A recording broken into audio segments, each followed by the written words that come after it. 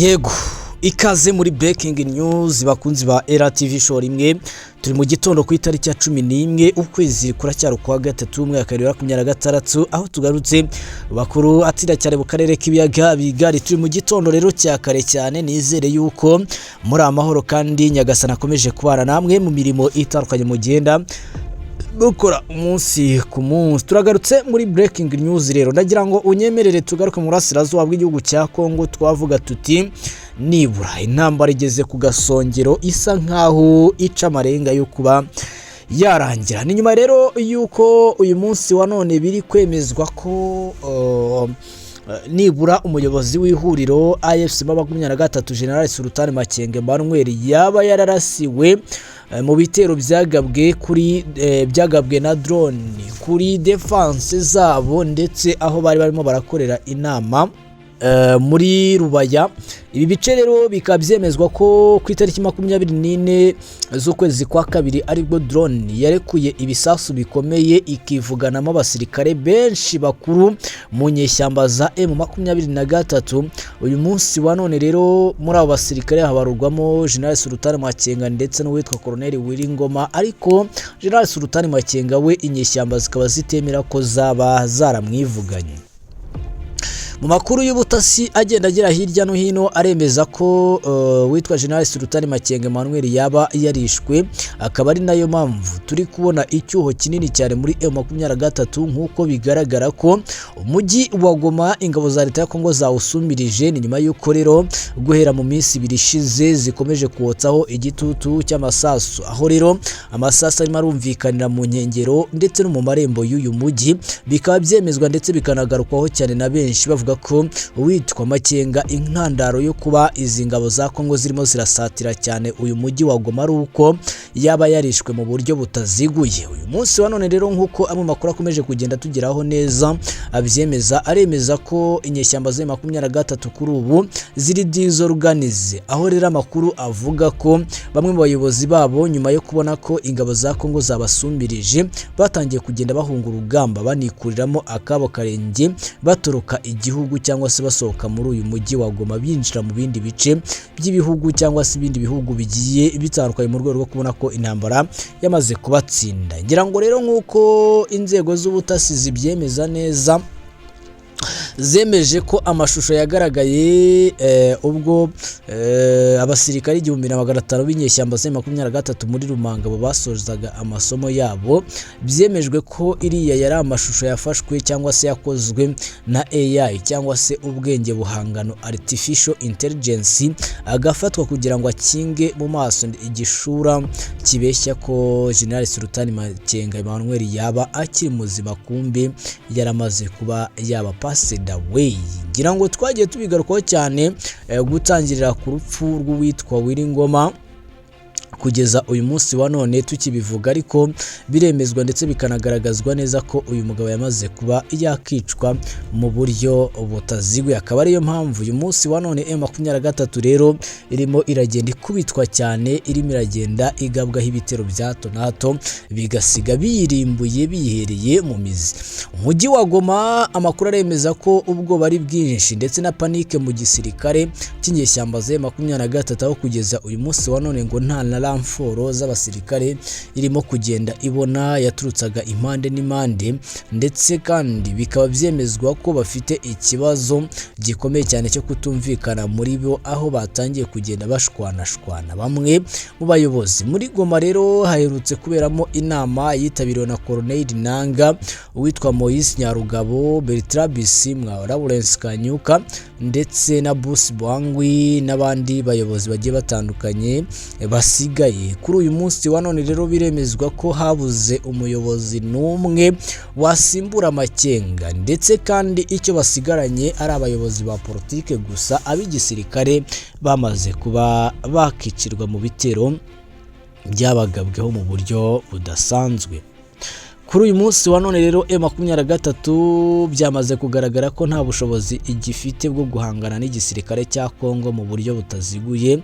Amakuru rero akaba arimo aremeza ko bagiye kuba bamanika intwaro, ndetse kandi ariyo mahirwe igisirikare cya Kongo cyabonye kugira ngo giprofite gitangire kibinjirane mu buryo butaziguye. Biremezwa kandi byamaze gushyirwa ku mugaragaro yuko izi ngabo za RDC ziteguye ndetse zambariye n'urugamba rwo gukemura ibibazo byazo. Muri Kivu y'Amajyepfo rero drone zirashize, aho ku munsi w'ejo drone ebyiri z'inyeshyamba za M23 zarashwe mu buryo butaziguye, zirashwe n'igisirikare cya Repubulika ya Kongo, aho rero zose zahise zisanga hasi. Amakuru rero aremeza ko nyuma y'izo drone ibindi bitero M23 yari igerageje gukora izamura indi drone ya gatatu byongeye kuba byaba imfabusa, aho iyo drone nayo yongeye kumanurwa. Umunsi w'ejo wose hamanuwemo drone zigera muri 3, iya gatatu rero ikaba yamanuwe masaha y'igicuku ku isaha 3 mu gihugu cya Repubulika ya Kongo, ni ku isaha GMT. ngira ngo rero biri kwemezwa yuko icyitwa M23 nta mahirwe igifite. Abarwanyi benshi b'umutwe wa Red Tabara MLDP twirwaneho bongeye kwicirwa mu mirwano ikaze yongeye kumvikana mu ijoro ritambutse muri teritwari ya Mwenga, nk'uko amwe makuru agenda byemeza neza mu buryo budasubirwaho. Biremezwa ko izi drone zikomeje gukora akazi kenshi ndetse kandi kanini mu nyeshyamba za M23, aho rero zikomeje kugenda zivuganamo abasirikare benshi cyane b'uyu mutwe w'itsinda rya M23 MRDP. Twavuga tuti rero n'urugamba rutaboroheye na gato barimo baragenda barwananamo. Twavuga tuti rero Imana yabo yarabateye umugongo ndetse iranabatererana mu buryo butaziguye. Uyu munsi wa none byamaze kujya hanze byemeza ko muri M23 ugushwanashwana kwa hato na hato twatumye ku munsi w'ejo mu mujyi wa Goma barasana. Ni nyuma y'uko rero abaturage batangaje ko muri Katoyi muri iryo rasana ryabayeho byatewe n'ikibazo cy'ubukungu ndetse n'ubusahuzi. Amakuru twakira yemeza ko ku munsi w'ejo umutwe w'ihuriro AFC M23 wagerageje ngo kujya gusahura, ariko mu kugerageza ibyo basahuye ngo baba bitangiye kubishwaniramo. Mu kubishwaniramo rero baje kurasana cyane. Mu kurasana cyane rero bamwe mu basirikare barasanye baje kwicana. Mu kwicana rero abaturage bati turarambiwe kandi ibintu badukorera turabirambiwe cyane, ntabwo tukibyifuza ukundi, ntabwo tukibishaka ubwacu. Iki rero bikaba byemeza ko ngo impamvu ibi birimo birumvikanamo ari impamvu imwe gusa, ari impamvu yo kuba ikirombe cy'amabuye y'agaciro cya Rubaya cyifashishwaga n'uyu mutwe w'inyeshyamba ya 23 gikavaringa ubukene cyangwa se ibibazo by'ubukungu, cyamaze ngo kuba cyazengurukwa cyangwa se cyagotwa n'igisirikare cya leta ya RDC. Ni amakuru tugenda twakira gake gake atubwira ko inyeshyamba za M23 uyu munsi wa none zikiri mu mazi abira. Inyeshyamba za M23 rero uyu munsi wa none ziracyaye mu mazi abira. Ubwo rero byemezwa ko ibikorwa bari gukora byose nta kintu cyiza cyangwa se bitarimo birakunda na gato. Amakuru ari guturuka mu mirongo y'imbere ku rugamba ari kwemeza yuko igisirikare cya leta ya Kongo FARDC ngo kirimo kirategura ibitero byo kwinjira mu mujyi wa Goma. Ngira ngo murabizi ko inkengero z'umujyi wa Goma zimaze iminsi zirwanirwamo cyane, nko muri Nyiragongo ndetse n'ahandi hagiye hatandukanye hamaze iminsi harwanirwamo urugamba rudasanzwe. Hamaze iminsi harwanirwamo urugamba rudasanzwe rwose, ntabwo byoroshye na gatoya. Rero n'urugamba rudasanzwe, ntabwo byoroshye.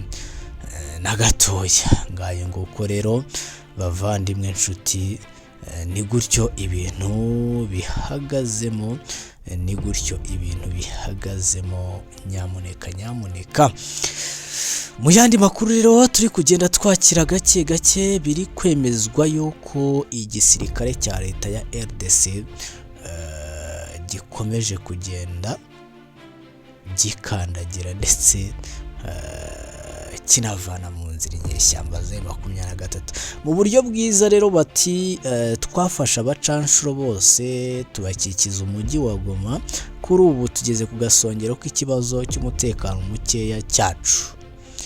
Ubwo rero iyo bavuze bati tugeze ku gasongero ko gukemura ikibazo cyacu, tujye tubasha kumva ko nibura biri gutanga icyizere cy'uko izi ngabo za Kongo zigiye kuba zagikemura zigihereye mu mizi.